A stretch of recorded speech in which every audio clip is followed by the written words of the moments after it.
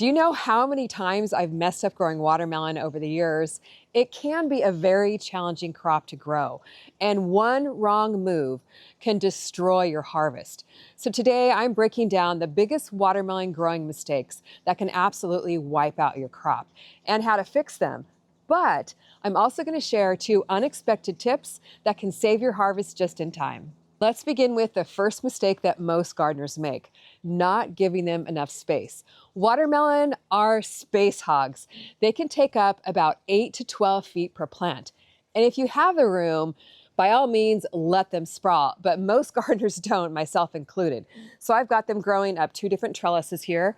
But even on a trellis, you've got to give them room. Now, my tendency is to pack all the plants I possibly can into one space, but you've got to actually thin the plants out so they have room to breathe.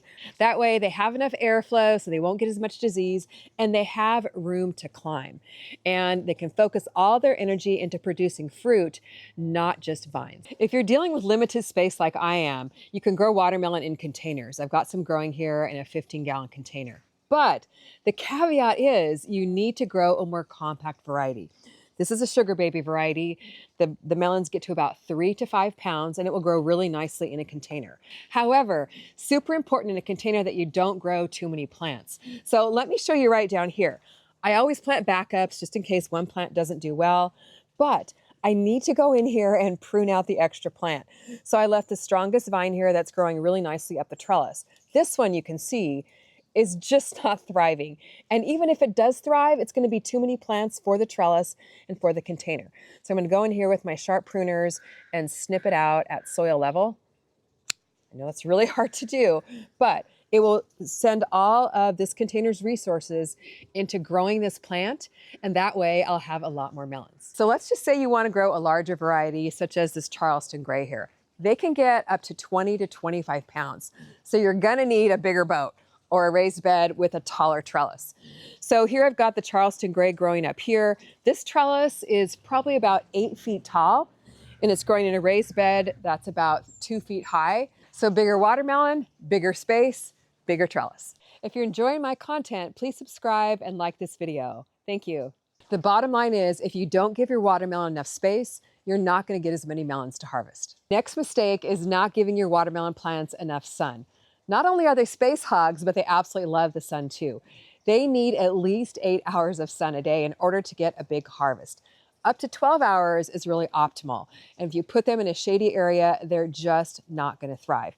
Now, I know it looks shady here right now, but we're filming in the early morning, and this area generally gets about 8 to 10 hours of sun a day. But last year, I made this mistake and planted them in an area where they were shaded out by a taller crop. And guess what? I didn't get any melons. So not making that mistake again this year. But what you have to do too, and I need to do this here right now with these runner beans, is prune anything that might be shading out your crops. So the runner beans are a crazy fast grower, and they are starting to shade out my melons below. So I have to make a tough decision. Do I want runner beans or do I want watermelon? Now I've got runner beans in other areas of the garden, so I really don't need these plants right now. So by trimming these extra bean branches, just look at all the sunlight that it opens up for my watermelon. And we also have to keep the trees above us pruned throughout the summertime, or they definitely shade out the crops in this raised bed, especially the watermelon. So really keep an eye on your watermelon patch and prune anything out that might be shading it. But for sure, make sure you're planting it in the sunniest part of your garden, or you're not going to have a harvest. You're going to have poor fruit set, or can get watery, bland melons too if they don't get enough sun. Now, the next 2 mistakes are classic, but the mistake at the end I'm going to share, it's a real gem. Now, the next mistake is not hand pollinating. So your plants might look really good, look green and lush, but if they're not being pollinated by the bees and you're not hand pollinating, it's going to totally destroy your harvest. You're not going to get any. So what you need to do is hand pollinate. Do this in the morning while the flowers are open. And actually my flowers aren't quite open yet because it is super early morning. We're out here early filming. You need a male and a female flower. So here's the male flower just attached to the stem here with a little stem, no fruit attached. And luckily enough, we've got a female flower right here. See that teeny tiny little watermelon? That's the female flower. So we're going to take the male flower and we're actually going to pick it. Because the flower is not open yet, we're going to help it out just a little bit. Need the pollen from this male flower. Gently pull back the leaves. I'm going to do the same to the female flower, very, very gently so we don't knock that tiny melon off. And we're going to dab the male flower onto the female flower to hand pollinate.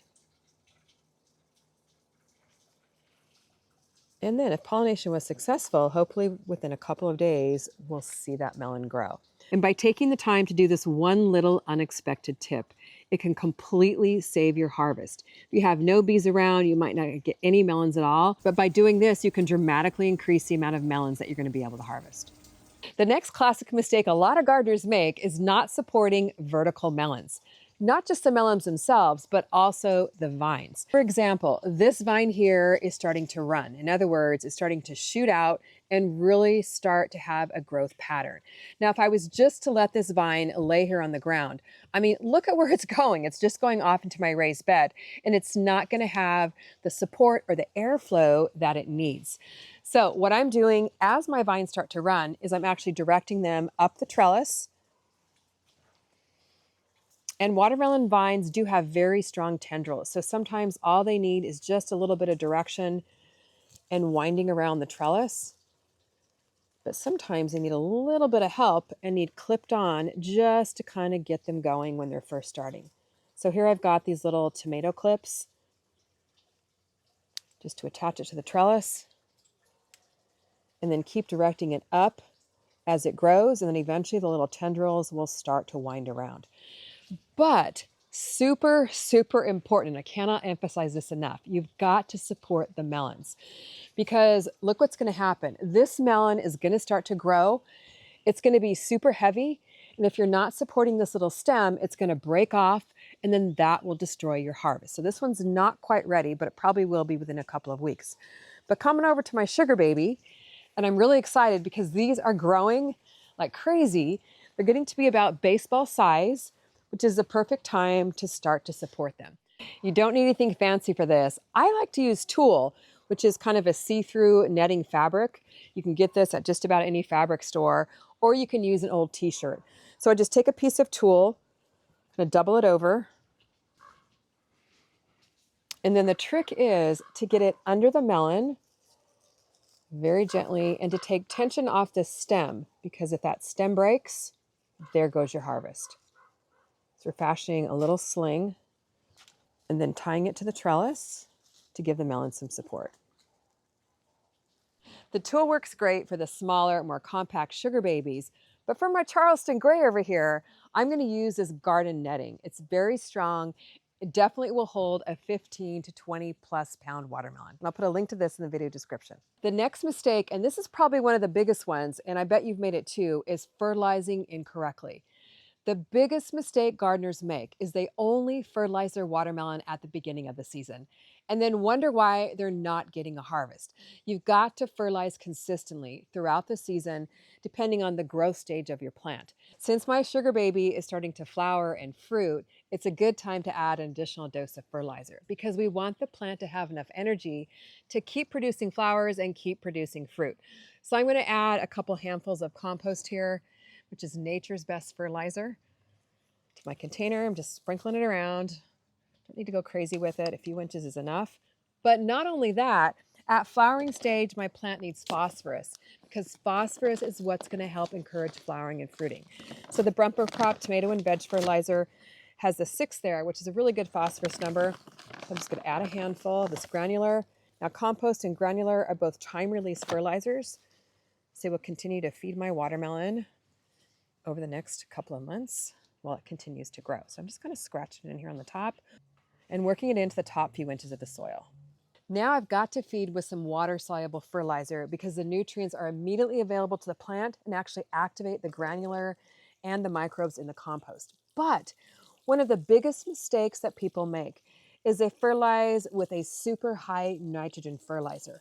Here I'm using a Monterey Fish and Guano, which does have a high nitrogen level, but the difference about it is some of the nitrogen is released right away Others are released later to the plant, but it also has a good phosphorus number, which that phosphorus is definitely what you want to keep increasing the flowering and the fruiting of the plant. If you get too much nitrogen, you only get leafy growth and you won't get any melons.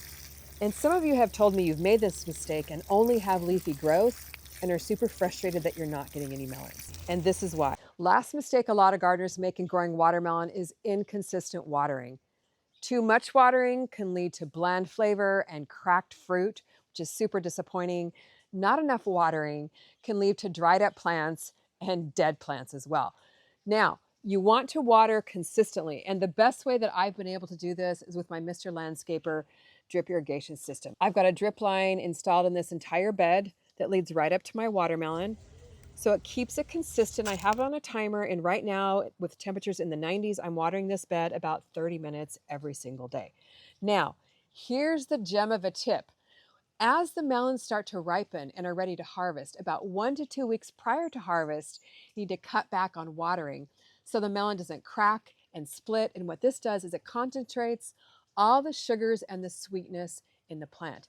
And you can tell if you're about 2 weeks out from harvest, if this little tiny tendril that's closest to the fruit starts to dry up, and if you get a creamy yellow spot under the melon, that's a sign that you're a few weeks out.